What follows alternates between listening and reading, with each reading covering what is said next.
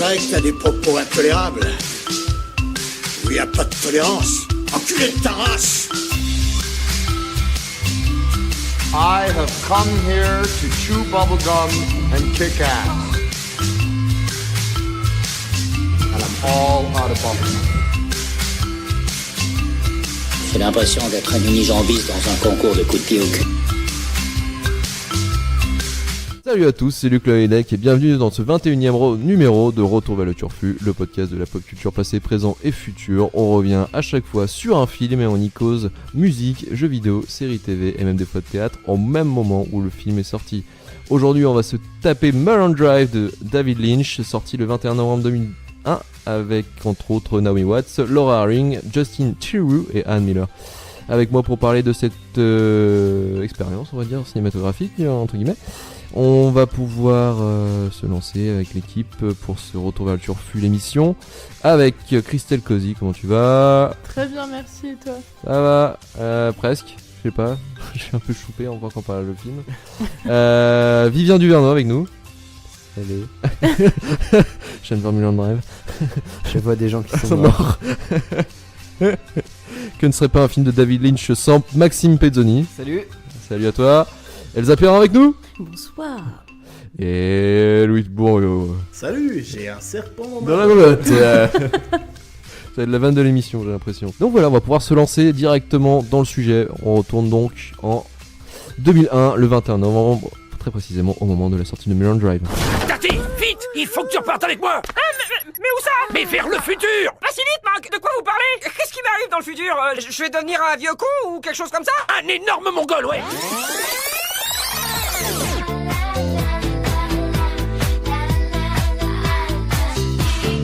Les policiers font monter la pression, c'est la plus forte mobilisation donc depuis 10 ans. Manifestations à Marseille, Toulouse, Montpellier, Lyon, Bordeaux, Strasbourg, Lille. Toujours les mêmes mots d'ordre, non sans humour d'ailleurs. Vaillant, les poulets sont à cran ou du blé pour les poulets. On en a marre d'être pris pour cible.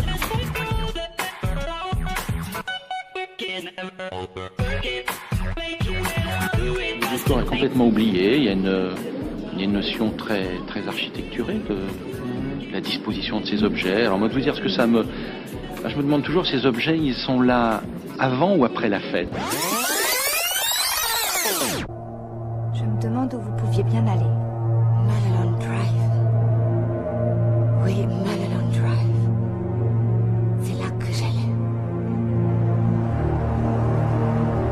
C'est en rêve que je me suis vu dans Swinky.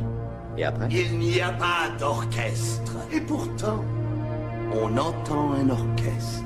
Tiens, Camille, la voiture attend.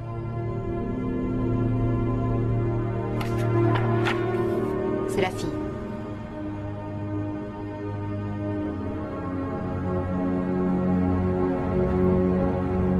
C'est ici que tu descends.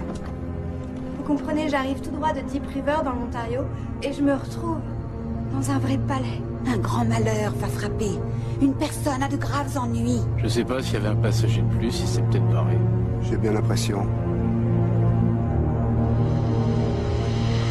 Silencio. Silencio. Alors nous sommes le 21 novembre 2001 et Pezzo, dis-moi, qu'est-ce que se passait-il dans la musique ?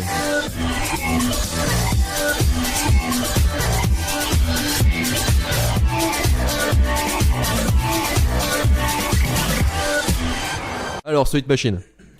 Alors, c'était plutôt pas mal. Franchement, c'était un bon hit machine. C'était un bon top 50. C'est pas tous les jours qu'il est aussi quali. Donc faut en profiter. Ouais, voilà, ouais, c'est ça. Mais après, il y a aussi le truc que c'est les années 2000 et que ça nous touche un peu plus que les années 80 parce qu'on a grandi avec. Vraiment, en bon titre, on en a 19 sur 50. Ça fait à peu près 38%. C'est pas mal.